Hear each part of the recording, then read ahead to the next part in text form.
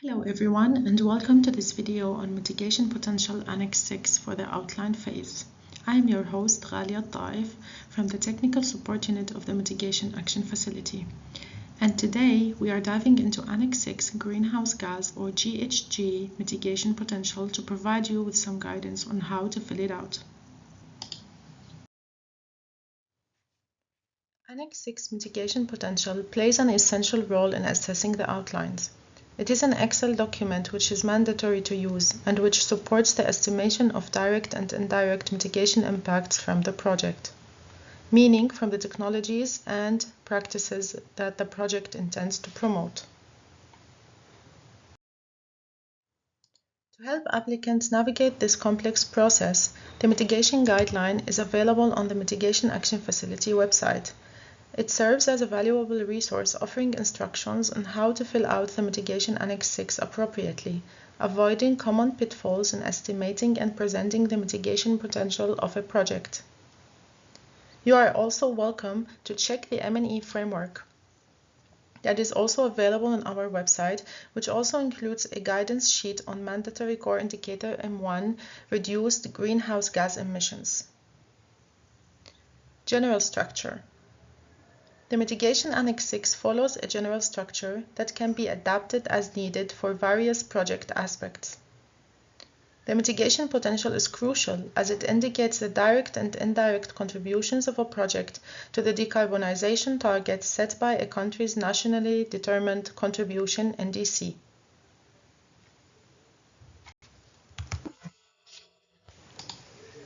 The Excel consists of 9 sheets in total. The first sheet is the introduction sheet. This sheet clarifies the document structure and offers instructions for completion. It employs a color code to highlight cells for user input. Before working on the Mitigation Annex 6, it is advisable to review this sheet. It also includes references to important resources of information and relevant sections of the mitigation guideline for additional guidance for every sheet in the annex.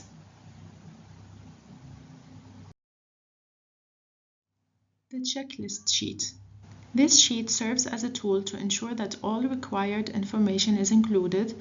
It is linked to individual sheets from 1 to 6 and their respective elements. The color coding system indicates completeness, red for missing information, and blue when information has been provided. Overall, multiple cells must be filled out for the checklist to turn green, indicating completeness. It's important to note that the checklist does not validate the quality or accuracy of the data, it only checks for completeness. Be aware that the cells' colors in the checklist sheet changes automatically once the input is inserted on the respective sheet. This sheet provides the final mitigation potential once all relevant sections or rather sheets of the annex are completed. However, you also need to fill out some data yourself. Here, you enter the project-specific information such as country, project title, applicant, date, and version of the document. Same here for the project duration, requested project funding, and the priority sector. You can indicate up to 2 priority sectors as applicable. This sheet also includes the following: direct GHG mitigation potential. Formulas are pre-filled to calculate the mitigation potential during the project duration, 10 years after the project ends, and for the technology lifetime. Generally, these pre-filled formulas are correct and applicable across different sectors and project scenarios, designs, etc. However, if some project-specific circumstances require adjustments, use formulas with cell references instead of simply copying values. For indirect GHG mitigation potential, all formulas are pre-filled and correct. Please only change them in case of some project-specific circumstances. Then we have performance indicators such as mandatory cost efficiency indicators. They are also calculated based on the pre-filled formulas in the annex. Be aware, You may see unfavorable cost efficiency due to miscalculations in GHG emission reductions. Please always double-check all numbers. The results sheet has a summary table. Values from the summary table in this sheet should be copy-pasted into the project outline document in the Open Application Platform, OAP. As with other sections, if any changes are made to the formulas, they should be reported and justified. In this podcast, we are also focusing on the topic of cross-border mitigation with two new sheets in Outline Annex 6 Mitigation Potential. Cross-border mitigation may not apply to every project, but it's critical for those that have potential to generate emission reductions beyond national borders.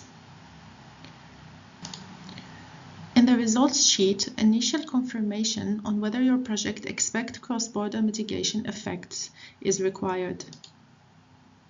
You need to choose from the drop-down list if cross-border mitigation is expected in the project or not. If the answer is yes or not sure, description boxes appear. And you will need to move then to complete either sheets 5A, 5B, or both.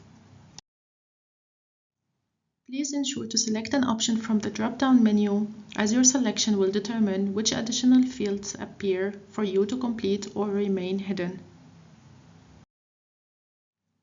The next sheet is parameters and assumptions. This sheet allows you to list and keep record of all parameters and assumptions applied when you're calculating the mitigation potential of your project. It is crucial for ensuring transparency and also makes it easier for you to update the input parameters if needed in the future, ensuring that all data resources are clearly documented. One of the mandatory requirements for you is to define the assumed lifetime for the technology. Please remain conservative and explain as well as provide sources backing your assumptions as far as possible. When working on this sheet, parameters and assumptions, consider the following.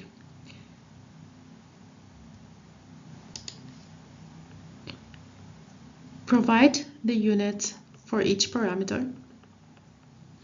Provide a detailed explanation of each parameter. Abbreviations should only be used after introducing the full name. Specify the source of the parameter and its value. Use peer-reviewed, publicly available data if possible. Recent data from the past 3 years is preferred, and if older data is used, justify its continued validity. Explain the data used for emission reduction calculations and why it is considered appropriate.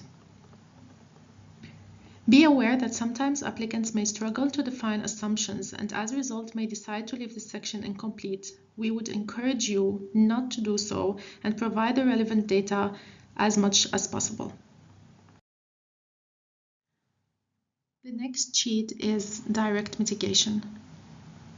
This sheet serves for assessing and understanding the direct mitigation potential of a project, including parameters such as project boundaries, emissions, emission reductions, accuracy of data, and associated risks. The sheet starts with a definition of a direct mitigation potential and the relevant timing of the mitigation effect.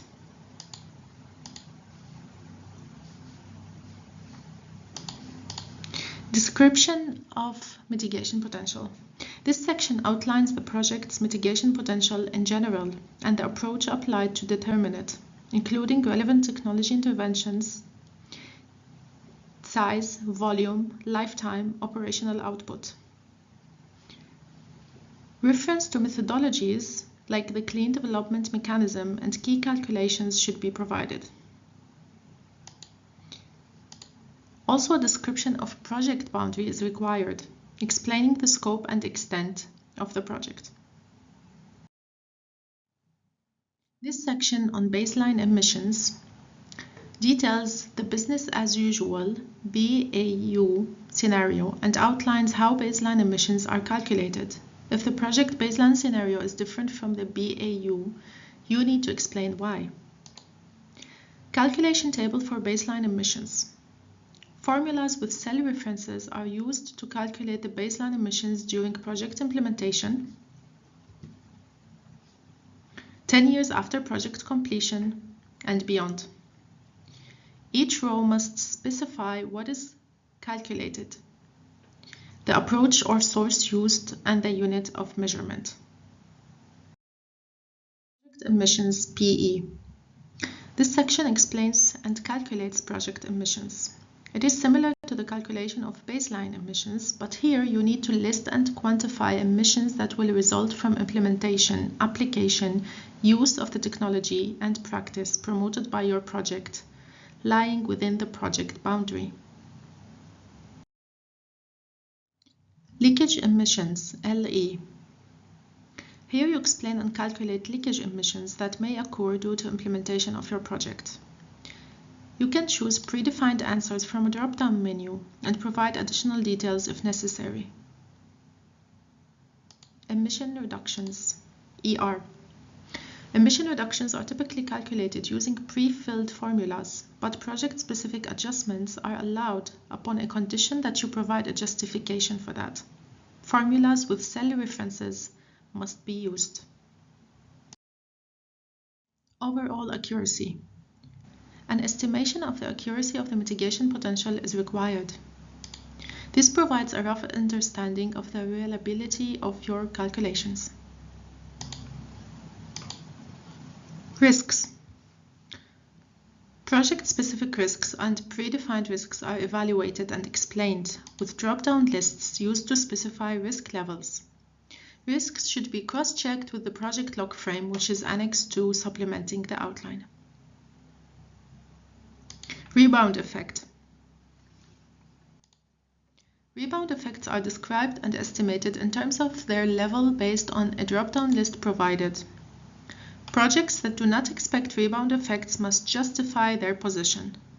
Be aware, for the outline phase, it is not mandatory to consider rebound effects.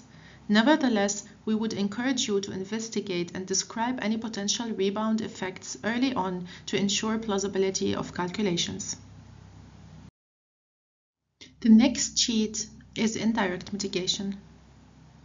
This sheet is structured similarly to sheet 3 direct mitigation, but focuses on the indirect mitigation potential of your project.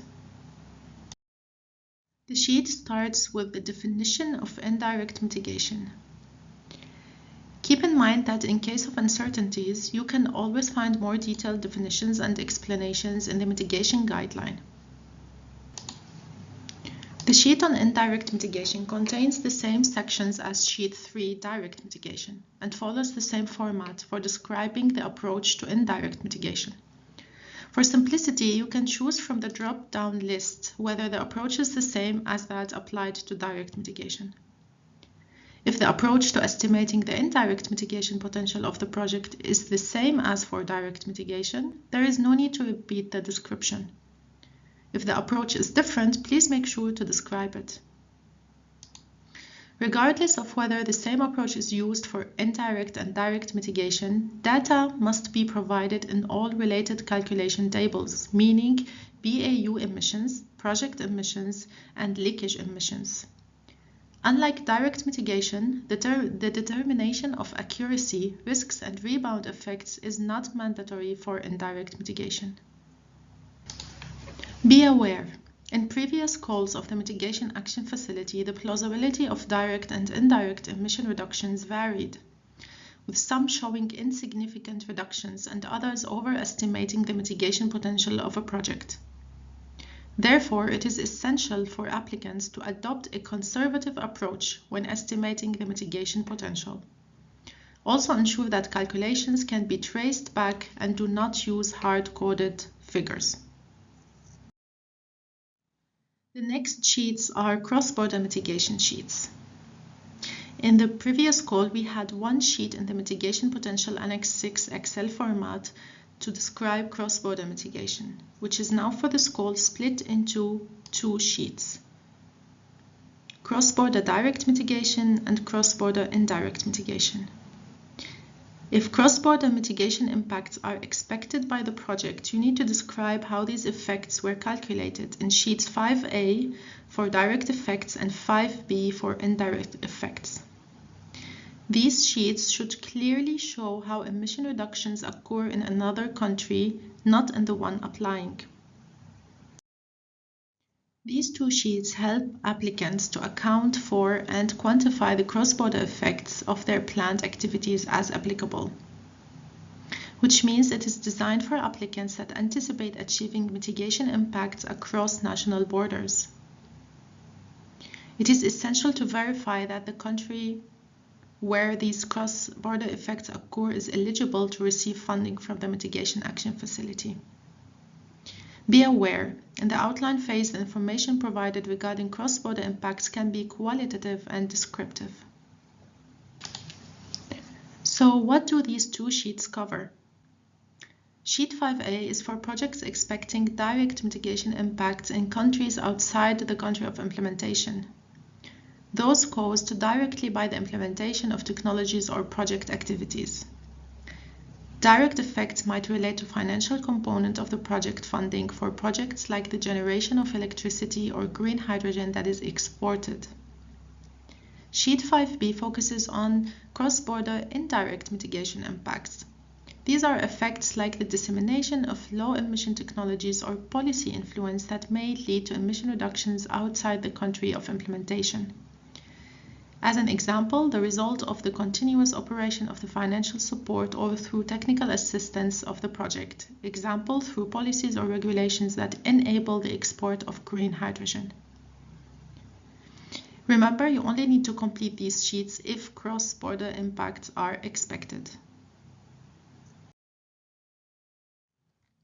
As mentioned before, it is essential to verify the country where these cross-border effects occur and if it's eligible to receive ODA funding from the Mitigation Action Facility.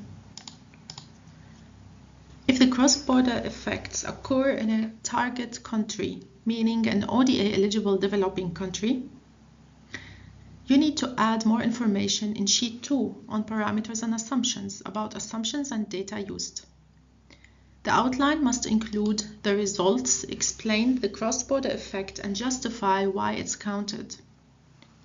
The share of emissions reduced in another country must be clearly stated. If solid data is not available, you can provide a qualitative explanation in the outline, meaning non-numerical explanation. If the cross-border mitigation happens in a non-target country, meaning a non-ODA eligible or a developed country, these emission reductions cannot be included in the official estimates in the mitigation annex. However, you can still describe them qualitatively in the outline. Now, if the reductions happen in both eligible and non-eligible countries, only the part on eligible countries can be counted, but only if you can separate the numbers by country. If you can't separate them, then none of that cross-border effect can be counted. If you are unsure which countries are eligible for an official development assistance ODA funding by the Mitigation Action Facility or not, please refer to the General Information document of the Mitigation Action Facility or contact the Mitigation Action Facility team to confirm the eligibility of the country where the effects occur. Both Sheets 5A cross-border direct mitigation and Sheet 5B cross-border indirect mitigation follow a similar structure. Let's go through the sections you will need to complete. As mentioned before, if your answer in the results sheet was yes, that cross-border effects are expected, further text fields will appear. So let's dive into Sheet 5A.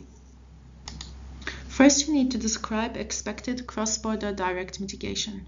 Describe how your project activities or technologies lead to emission reductions in another eligible country. Be clear about processes, technologies, and causal links to your project. The geographical location. Name the country or region where the direct effects occur. Again, it must be a country eligible for Mitigation Action Facility funding. Approach to estimation. If known, explain your approach for estimating emission reductions, including baseline emissions, monitoring methodologies, and key assumptions. volume of cross-border direct mitigation. In the outline phase, only provide initial estimates if possible.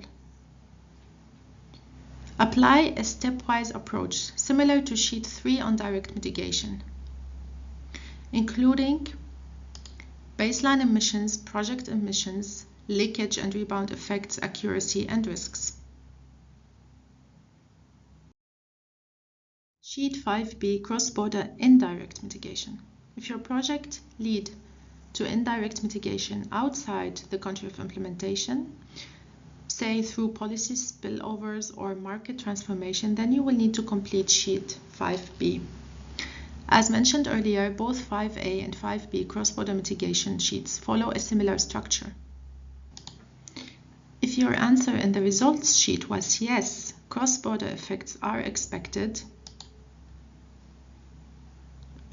further text fields will appear. It's also worth mentioning that at the beginning of the sheets, there is a definition and completeness check. This section introduces the concept and verifies that you have addressed all the required elements, confirms the completion of the text fields. As a summary, Sheets 5a and 5b are optional, but completing them can strengthen your proposal if your project has measurable cross-border benefits. Ensure that any cross-border effects are taking place in eligible countries and follow the appropriate estimation guidelines. For more detailed guidance, please refer to the Section 323 and Section 4.8 and 4.9 in the mitigation guideline of the application documents. The final sheet is the Standards and Methodologies sheet. This sheet serves as a reference point to ensure that GHG emission reduction calculations adhere to fundamental principles of GHG accounting and are conducted using appropriate methodologies and standards. This sheet does not require any user input. It serves as a resource for applicants. The list offers recommendations and guidance on available methodologies and standards. Users are free to choose other appropriate methodologies and standards as well. The Mitigation Action Facility does not mandate the use of a specific methodology or standard, nor does it favor one over another. As a summary, Annex 6 Mitigation Potential is a constituent part of the outline submission. This Excel-based tool estimates direct and indirect mitigation impacts.